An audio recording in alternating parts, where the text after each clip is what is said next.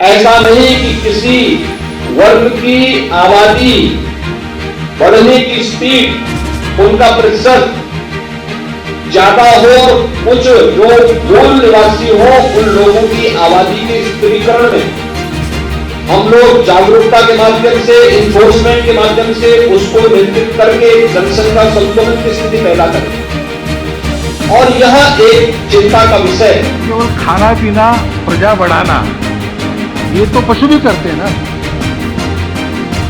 जो ताकतवर है वो जी लेगा। Law of the jungle, survival of the fittest. आपको तो ये देखना चाहिए कि जो भारत की जो डेमोक्रेटिक डिविडेंड है, उसके लिए आपकी ऑर्गेनाइजेशन ने जिस पार्टी को आपने सत्ता में लाया, उसने क्या क्या साल। नमस्कार मित्रों, जनसंख्या नियंत्रण कानून को लेकर भारतवर्ष में लंबे समय से बहस छिड़ी हुई है। इस कानून को लेकर वर्ग विशेष की तरफ से, या कहा जाए कि वर्ग विशेष के कुछ नेताओं की तरफ से विरोधी स्वर लंबे समय से उठते रहे हैं। अब जब इसकी अटकलें लगाई जा रही हैं कि देश में जनसंख्या नियंत्रण कानून लाया जा सकता है, तो बहसबाजी का दौर आप रोजाना टीवी डिबेट्स में देख रहे हैं। बड़ा सवाल ये कि क्या वाकई में भारत में जनसंख्या नियंत्रण कानून जैसा सशक्त कदम उठाया जा सकेगा? क्या इस कानून को सख्ती से पालन कराया जा सकेगा? क्या इस कानून को अगर भारत सरकार लाती है तो क्या इसका हाल कृषि कानून जैसा हो सकता है? ये तमाम ऐसे सवाल हैं जिसको जानना बेहद ज़रूरी है। और ये सवाल भी कि आखिर जनसंख्या नियंत्रण कानून को लागू करने से भारत को क्या हासिल होगा, हमें इससे कितना लाभ होगा, या इससे हमें नुकसान भी हो सकता है। चलिए बिना कोई वक्त ज़ाय करे इसके ज्योतिषीय आधार पर तमाम उत्तर जानने की कोशिश करेंगे प्रसिद्ध ज्योतिषाचार्य पंडित विनोद गौतम जी से। पंडित जी, आपका बहुत बहुत स्वागत है। पंडित जी, जनसंख्या नियंत्रण कानून क्या भारत में कभी लागू हो सकेगा, और अगर हो सकेगा कब और कैसे, उसका स्वरूप क्या होगा? जी आशुतोष जी, देखा जाए तो जनसंख्या नियंत्रण कानून का समय आ गया है। ये हमारे लिए बहुत खुशी की बात है। और चूंकि जब भी ऐसे कानून बनते हैं, सशक्त कानून जो भी बनते हैं, वो शनि के जब सशक्त स्थिति में होने पर बनते हैं, जब शनि बहुत ही बलही होता है।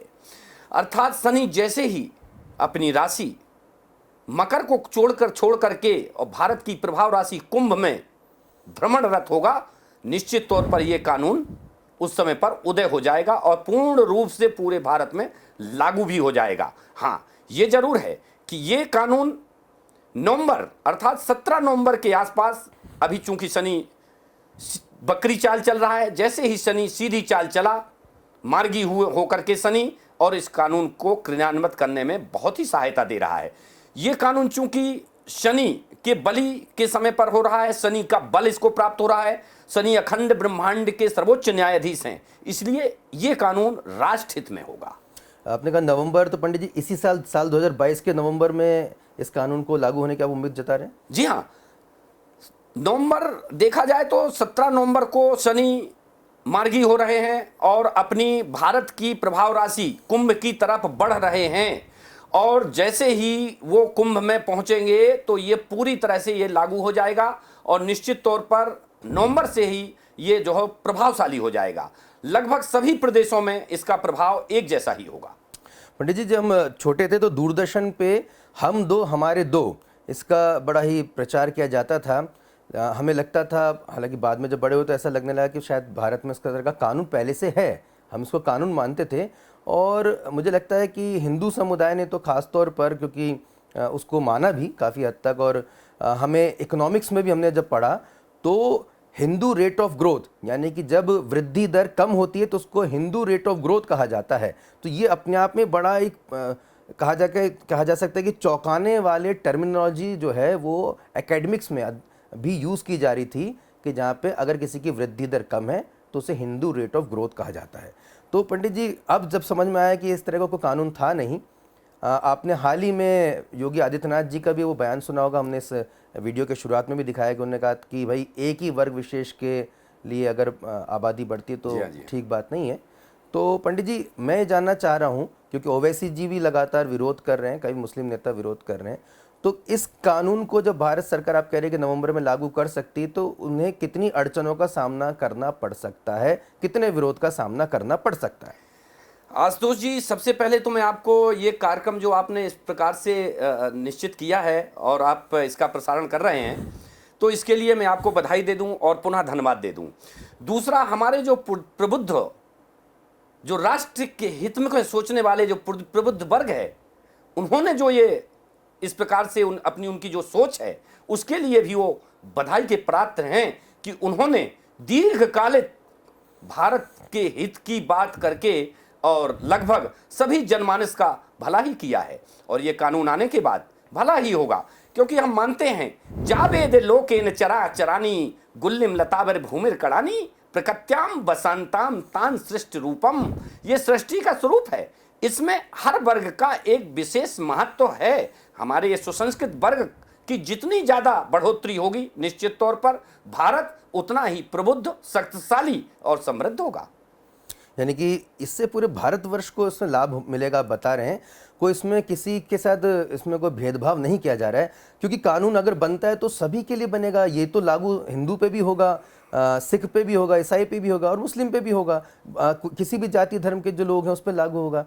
तो पंडित जी, इस समझ से पर है कि क्यों ये माना जा रहा है, इस तरह का परिलक्षित क्यों होता है कि सिर्फ एक वर्ग विशेष इसको लेकर विरोध कर सकता है या करेगा, इस तरह का क्यों इस तरह की धारणा बनती है? क्योंकि वर्ग विशेष की जो प्रवृत्ति है और जो उसके संस्कार हैं, वो एक भारत के प्रति जो प्रेम होता है, या जो वर्ग विशेष भारत के प्रति प्रेम रखता है, या जो भी दल भारत के प्रति प्रेम रखेगा, वो इस प्रकार के राष्ट्र हित के किसी भी कानून का विरोध नहीं कर सकता, चाहे वो विरोधी पार्टी का सदस्य ही क्यों ना हो। बड़ी बात कही पंडित जी आपने, यानी कि ये कानून आप बता रहे हैं कि वर्ग विशेष के लिए भी लाभदायक है और वर्ग विशेष में भी काफी तादाद में ऐसे लोग हैं जो इस कानून का समर्थन करते हैं, क्योंकि जी हाँ। क्योंकि भारत को लगाव करने वाले तो सभी जाति धर्म के लोग हैं। बिल्कुल सही कहा आपने।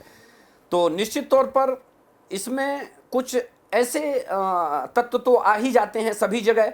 हमारे एक कण कण में चूंकि एक प्रबुद्ध जन विराजमान हो जाएं, पूरे भारत में हर मोहल्ले में कहीं ना कहीं सुसंस्कृत जो प्रबुद्ध जन हैं, उनका जो है तो उनकी स्थापना हो, तो धर्म संस्थापनाथा और संभवामी युगे युगे। धर्म की स्थापना, धर्म की बढ़ोतरी के लिए जब भगवान भी पृथ्वी पर अवतार ले लेते हैं, तो ये तो कानून है। तो ये कानून का निर्माण ये भगवान ही कराते हैं। और ये भगवान कैसे कराते हैं? ये किसी ना किसी प्रबुद्ध जन के मन मस्तिष्क में अंदर चले जाते हैं। वो अंतर मन से अपने राष्ट्र की हित की सोचता है और ऐसे के तहत फलस्वरूप इस प्रकार के राष्ट्र हित के कानूनों का निर्माण हो जाता है। पंडित जी, एक मैं सवाल और लेना चाहूंगा। ये कानून जो आप कह रहे हैं कि नवंबर 2022 में लाया जा सकता है, ये कितना सख्त होगा, इसका पालन कितनी सख्ती से कराया जा सकेगा? और तीसरा ये कि क्या इस कानून का भारत सरकार लाने के बाद क्या पीछे भी हट सकती है, या आपको लगता है नहीं ये कानून यथावत रहेगा? क्योंकि कृषि कानून को लेकर हमने कुछ परिस्थिति देखी थी। आशुतोष जी, 3 प्रश्न हैं आपके, बिल्कुल सीधे सीधे मैं उत्तर देना चाहूंगा। ये कानून नवंबर में जैसे ही शनि मार्गी होंगे, ये कानून आ जाएगा और ये पूरे देश में समानता के साथ लागू होगा। अभी तक के सभी कानूनों में ये बहुत ही कड़ाई से पालन कराया जाने वाला कानून होगा। साथ ही इसमें वर्ग विशेष के षड्यंत्री वर्ग के जो प्रवृत्ति के लोग हैं, वो इसमें इस कानून का विरोध करने का असफल प्रयास भी करेंगे। तो निश्चित तौर पर यह कानून रुकेगा नहीं। हां, एक आगे बढ़ के चौथा पॉइंट में आपको यह भी बता दूं आशुतोष जी कि इस कानून के बनने के बाद और क्रियान्वयन के बाद भारत देश के इस कानून को अन्य देश भी लागू करने में कोई संकोच नहीं करेंगे। बहुत बड़ी बात आपने कही है कि इसमें कोई संकोच नहीं करेंगे। पंडित जी ने बहुत ही स्पष्ट बता दिया है कि नवंबर 2022 में भारत में जनसंख्या नियंत्रण कानून लाया जाएगा और भारत सरकार इसका पूरे सख्ती से पालन कराएंगे। पूरे भारतवर्ष में इसे लागू किया जाएगा और ये इतना बड़ा कदम होगा कि इसकी प्रशंसा दूसरे देशों में भी होगी और वो कहीं ना कहीं इसका अनुसरण भी करेंगे, उसका कहीं ना कहीं पालन भी करेंगे और निश्चित तौर पर से भारत की समृद्धि और वृद्धि होगी। तो हम ये कह सकते हैं कि भारत की वृद्धि के लिए, समृद्धि के लिए, लाभ के लिए जाति धर्म के जितने भी पैरामीटर्स उससे ऊपर उठकर सोचने की यहाँ पे ज़रूरत है। ये कानून सबके लिए लागू है, कोई भेदभाव यहाँ पे नहीं किया जाएगा, इस तरह की यहाँ पर संभावना है। और हम उम्मीद करते हैं कि भारत सरकार, जैसे कि पंडित जी ने यहाँ पे भविष्यवाणी की है, जल्द से जल्द इस कानून को लेकर आए, क्योंकि इस समय वक्त की ज़रूरत है। जिस तरह की भुखमरी की हालत हम चारों तरफ देख रहे हैं पंडित जी, हम हमारे पड़ोसी मुल्कों में, उसको देख के तो बिल्कुल लगता है कि हमें अपने संसाधनों का बहुत ही सोच समझ के इस्तेमाल करना चाहिए। तो दर्शकों, पंडित जी की भविष्यवाणी आपको कैसे लगी? आप और कुछ क्या जानना चाहते हैं? आप हमें ज़रूर बताइएगा और कमेंट बॉक्स पर ज़रूर हमें अपने मैसेज भेजिएगा। अगर आपने अभी तक इंडिया फर्स्ट को लाइक और सब्सक्राइब नहीं किया तो ज़रूर कर लीजिए। चलने से पहले मैं आपको पाकिस्तान की एक फ़नी क्लिप्स दिखाना चाहूँगा, जहाँ पर आपको हंसी ज़रूर आएगी, लेकिन उस व्यंग के भीतर आपको वो संकट भी नज़र आएगा कि आखिर जनसंख्या नियंत्रण करना कितना ज़रूरी है। देखिए क्लिप, हमें दीजिए इजाज़त। नमस्कार। 28 बच्चे माशाल्लाह, 4 बीवियां, सबको टोपी वाले बुर्के बनाए हुए हैं, इसकी वजह क्या है? सही पर्दा इसी में है, दूसरे में नुकाम में पर्दा सही नहीं। आपकी उम्र कितनी है? 28 बच्चे तो होगी तकरीबन 18-20 साल। नहीं, वो तो आपकी जिस्मानी उम्र है। ये मेरा बेटा जो है ना, मेरे से 17 साल छोटा है। बड़े बेटे की उम्र कितनी है? 37 साल। और जो सबसे छोटा बच्चा है इस वक्त, ये जो गोद में है, ये जी जी, इसकी 2.5 माह। सर, ये 36 साल और 9.5 माह का गैप है, आप थकते नहीं है? ਇਹ ਕਿਹੜਾ ਮਸਲਾ ਹੈ? ਇਹ ਅੱਲਾਹ ਤਾਲਾ ਦੀ ਅਤਾ ਹੈ, ਇੱਥੇ ਬੰਦੇ ਦੇ ਥਕਣ ਥੁਕਣ ਦੀ ਕਿਹੜੀ ਗੱਲ ਹੈ?